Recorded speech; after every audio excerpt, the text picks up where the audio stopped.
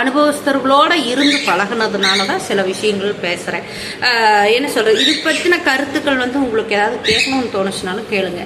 ஆனால் நான் திரும்ப உங்ககிட்ட சொல்கிற ஒரே விஷயம், உங்களை நம்பி உங்கள் குழந்தைகள் இருக்கு அல்லது உங்களை நம்பி உங்களுடைய குடும்ப ஆதாரங்கள் இருக்குன்னு சொன்னால் முதல்ல அதுக்கு ப்ரியாரிட்டி இம்பார்ட்டன்ஸ் கொடுங்க. அதுக்கப்புறம் வழியில் வர்றதுக்கெல்லாம் காத்தோடு கரைஞ்சி போகிற ஒரு விஷயம். சரியா?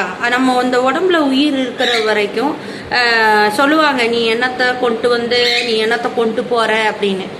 உடம்புல உயிர் இருக்கிற வரைக்கும் அறிவு நினைவு சொரணை எல்லாம் இருக்கிற வரைக்கும் ஆடைன்னு ஒன்று போடுறோமா, செத்து போயிட்டா நம்ம உடம்புல ஆடை இருக்குதா இல்லையான்னு நம்ம நினைக்கிறது இல்லை. ஆனால் அது வரைக்கும் போடணுங்கிற ஒரு ப்ரையாரிட்டி அந்த பாடிக்கு இருக்கு இல்லையா, இது செஞ்சுதான் ஆகணுங்கிற ஒரு கட்டாயம் இருக்கு இல்லையா. அந்த கட்டாயத்தின் பேரில் உங்களுடைய குழந்தைகளினுடைய கௌரவத்தை யோசிச்சுக்குங்க. உங்களுடைய வாழ்க்கையில் நீங்கள் யாருங்கிறத கொஞ்சம் கவனமாக எடுத்துக்குங்க.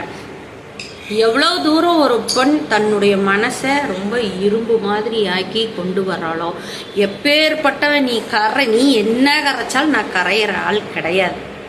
சரியா? நான் தண்ணி மாதிரி என்ன தானே சுத்தம் பண்ணிக்க எனக்கு தெரியும். நான் எது என் மேலே வேணாலும் விழுகலாம், எல்லாத்தையும் எதை வேணாலும் நான் கடந்து போகலாம். ஆனால் அதிலிருந்து என்னை நான் மீண்டும் சுத்தப்படுத்தி குடிநீர் ஆயிக்கும் என்னால் முடியும் அப்படிங்கிற ஒரு மனோநிலைமையை வச்சுக்கோங்க. என்ன சொல்கிறது, கண்ட விஷயங்கள் வந்து இப்போ அந்த மாதிரி தான் இப்போது நான் சொன்ன பற்றிய முனிவர்கள் எழுதின புத்தகம் இப்போ எழுதுறதெல்லாம் அதே மாதிரி தான். இந்த மொபைலாக இருந்தாலும் சரி, நீங்கள் டிவியாக இருந்தாலும் சரி, அதில் வந்து பெண்களை தவறாக காட்டி காட்டி காட்டி காட்டி இவ்வளோகிட்ட இப்படி வசியமாக பேசினோம்னாக்கா இவங்களை கவர் பண்ணிக்கலாம் அப்படின்னு சொல்லி இது பண்ணேன்.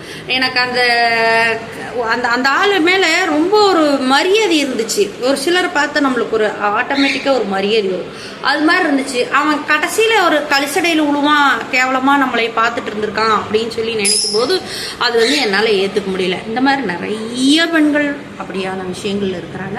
நிறைய பேர் அதுக்குள்ளே சிக்கிட்டு வெளியில் வர முடியாமல் இருக்கிறாங்க. நான் என்ன சொல்லணும்னா, நம்மளுக்கான